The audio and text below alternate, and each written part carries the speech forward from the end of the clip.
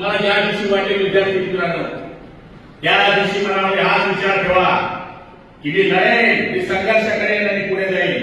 आणि आमदार झालोय, हे असेच नाही झालोय. ठीक आहे, आमच्या जातीला सगळे लोक शिव्या देतात. दुष्काळ पडला तरी शिव्या, नाही पडला तरी शिव्या, तो आमचा धंदा आहे.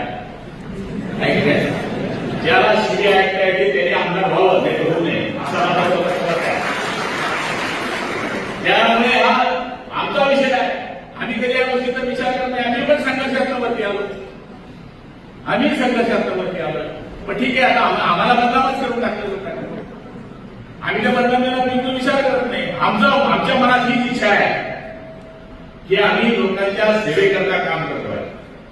आणि त्याच्याकरता प्रताप कॉलेजच्या या प्रांगणामध्ये ज्या शेठ लोकांनी एवढा आपल्याकरता वैभव उभं केलाय, त्याच्यापासून कोणी कलेक्टर व्हावा, कोणी फौजदार व्हावा, कोणी डॉक्टर व्हावा, कोणी वकील व्हावा, याची तर फॅक्टरी मागच्या काळापासून सुरू आहे. पण पुढे चालू राहावी अशी अपेक्षा आहे. नाही जमलं तर आमच्या धंद्याचे काय